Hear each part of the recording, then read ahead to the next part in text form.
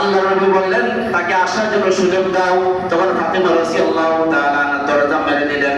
মেরে দেওয়ার পরে, না, আমি এই আজরাইল এই ব্যক্তিকে ঢোকার জন্য আমি দিব না, আপনি যদি চলে যান হাসান হুসাইনের কি অবস্থা হবে, হাসান হুসাইনের কি অবস্থা হবে, তারা তো মারা গেছে, এখন আমি আছি, এখন আমি তো চলে যাইতে হবে, আমার কি অবস্থা হবে। তখন বলতেছেন, আল্লাহ নবী বললেন, এই ফাতেমা, তুমি যদি তাকে অনুমতি না দাও, আল্লাহ তাআলার পক্ষ থেকে উনি পারমিশন নিয়ে আইছে যে কোনো মুহূর্তে এই ঘরের মধ্যে ঢুকবে এবং আমার কাছে যে অনুমতি চাইছে, এই অনুমতি আমার কাছে চাওয়াটার কারণ হইতেছে আমার নবীর সম্মান।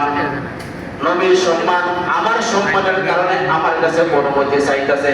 তুমি যদি অনুমতি না দাও, এরপরেও হযরতে আজরাইল আলাইহিস সালাতু ওয়াস সালাম ঘরের মধ্যে ঢোকার তার পারমিশন আল্লাহ পাক দিয়ে রেখেছেন।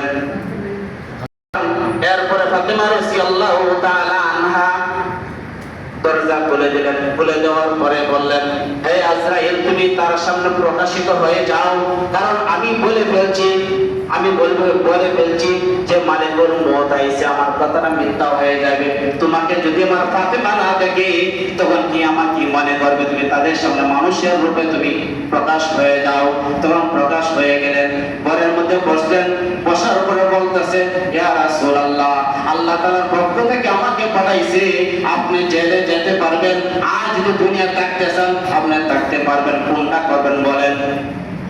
আল্লাহ পাক আমাকে পাঠাইছে, যদি আপনি দুনিয়া জমিনে থাকেন থাকতে পারবেন, আর যদি আল্লাহর দরবারে চলে যান আবার যাইতে পারবেন, কোনটা করবেন দেখেন। আল্লাহ নবী বললেন, আমি এখন বলতে পারবো না যতক্ষণ পর্যন্ত হাত্তা ইয়াতি আলী জিবরাইল, হযরত জিবরাইল আসা আগ পর্যন্ত কোনো কথা আমি বলতে পারবো না। কিছুক্ষণ পরে হযরত জিবরাইল আলাইহিস সালাতু ওয়াস সালাম আসলেন। আসার পরে বললেন, হে জিবরাইল, আজরাইলে বলতেছে আমি চলে যাওয়ার জন্য, তোমার মতামত কি? তখন একপদে একটা উত্তর দিলেন। আল্লাহর নবীতে কোনো কথা বলার কারো সাহস নাই, কোনো কিছু বলার সাহস নাই। তখন জিবরাইল আলাইহিস সালাতু ওয়াস সালাম পবিত্র কোরআনের মধ্যে একটা আয়াত আছে, ইন্নাকা মাইয়িতুন ওয়া ইন্নাহুম মাইয়িতুন, একটা আয়াত শোনায় দিয়েছে, ইয়া রাসূলুল্লাহ, আপনি এবং আপনার অনুসারী যারা আছে সকলেই দুনিয়া ছেড়ে চলে যাইতে হবে। তখন এই কথা বলার পরে আল্লাহ নবী বুঝে ফেললেন, আমার চলে যাইতে হবে, আমার থাকা যাবে না, এই দুনিয়াতে থাকা যাবে না, আমার চলে যাইতে হবে। এই কথা বলার পরে হযরতে আজরাইল আলাইহিস সালাতু ওয়াস সালামকে বললেন, তুমি একটা কাজ করো, তোমার কাজ শুরু করতে পারো।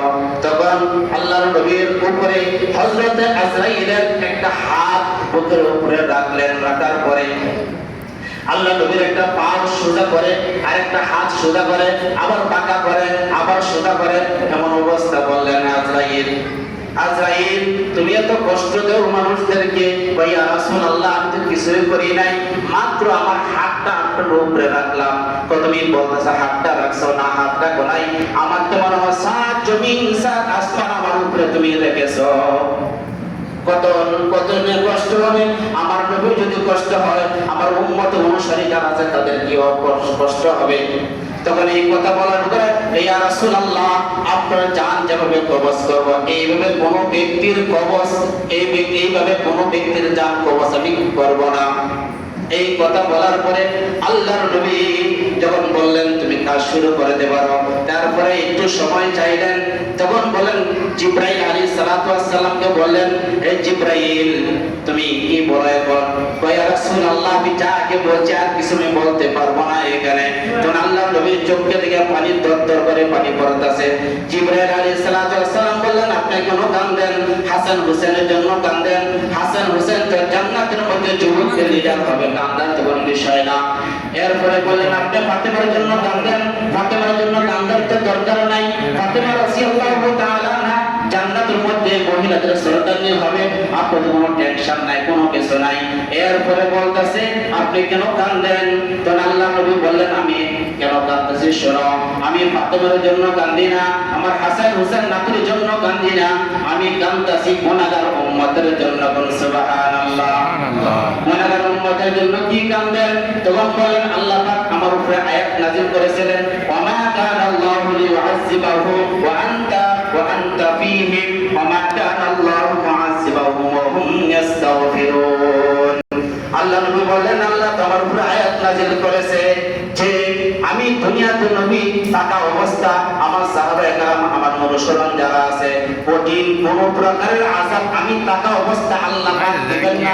আমার সাথে আল্লাহ পাক ওয়াদা করেছেন আমি তো এখন দুনিয়া থেকে চলে যাইতাছি, চলে যাওয়ার পরে আমার উম্মতের কি অবস্থা হবে না জানি গুনার কারণে তাদের উপরে বড় আযাব ওই টেনশনে আমার চোখ থেকে পানি দরদর করে পড়তেছে। তখন আল্লাহ তাআলা এরপর আয়াত নাযিল করে দিলেন ওমা কানা আল্লাহু মুআসিবাহুম ওয়া হুম ইস্তাগফিরুন। তখন জিবরাইল আলাইহিস সালাম বললেন ইয়া রাসূলুল্লাহ আপনার টেনশন কিছু নাই, আল্লাহ তাআলা তো বলে দিয়েছেন আপনার উম্মত যদি কোনো গুনার কাজ করে, গুনার কাজ করার পরে যদি উনি বুঝতে পারে আমি গুনার কাজ করছি, আল্লাহর কাছে যদি ওই ব্যক্তি তওবা করে ইস্তেগফার করে আল্লাহ পাক সকল গুনাহ তাদেরকে maaf করে দেবে। সুবহানাল্লাহ সুবহানাল্লাহ। তাহলে আমরা কি করতে হবে? গুনার কাজ হয়ে গেল ইস্তেগফার করতে হবে। আল্লাহ তাআলা সকলকে আমল করা তৌফিক দান করুন। সকল বলেন আমিন। যারা সুন্নাত পাকে সুন্নাত করে নেন।